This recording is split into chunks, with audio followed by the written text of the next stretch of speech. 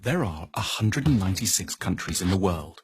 25 of them are very rich, defined as having an average wealth per person of over $100,000 a year. They are. But far more countries are quite poor, and some, which we're considering here, are very, very poor. These are the 20 poorest countries in the world, where the per capita wealth is under $1,000 a year, or under $3 a day. Every country is now more or less on a path to growth, but the poor ones are growing very, very slowly. If Zimbabwe continues at its current growth rate, it will qualify as a rich country in 2,722 years. What we want to know in this film is why some countries prosper and others stagnate, so that we can understand what rich countries are doing right and get a better grip on the challenges and hurdles facing poor countries. There are basically three factors that determine whether a country will be rich or poor. The first is institutions. Institutions are beyond important. Broadly speaking, rich countries have good institutions and poor ones have very, very bad ones. The correlation between poverty and corruption is direct. The richest countries in the world are quite simply invariably also the least corrupt ones. And the most corrupt countries are also the poorest. When countries are corrupt, they can't collect enough taxes to get the good institutions they would need to escape the poverty trap. Half of the wealth of the world's poorest 20 countries goes into offshore accounts. Lost revenues in these countries totals between $10 and $20 billion a year. Meanwhile, without an adequate tax base, poor countries can't invest in police, education, health and transport. Now, a more generous way to look at corruption is that it's really a case of clan-based thinking. Say you're hiring someone.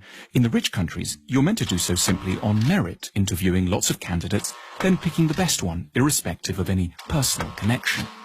But in poor countries, under the sway of clan-based thinking, that approach would itself be seen as corrupt.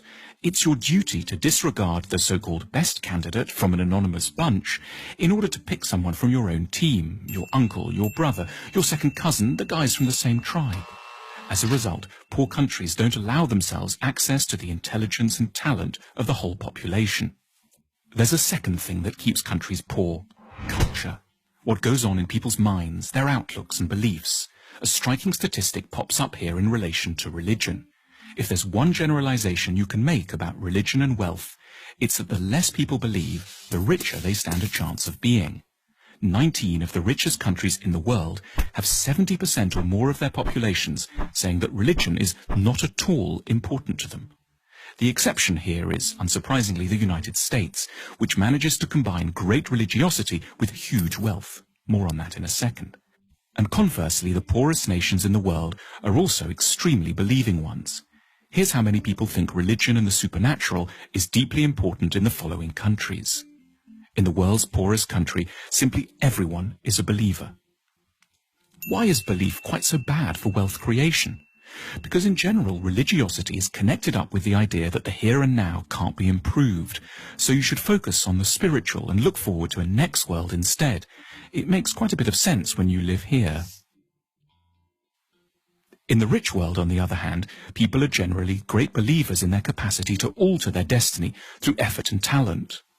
Incidentally, to explain the anomaly of the United States, religion seems not to slow down economic growth here because it's a particular sort of religion, an overwhelmingly Protestant and exceptionally materialistic kind.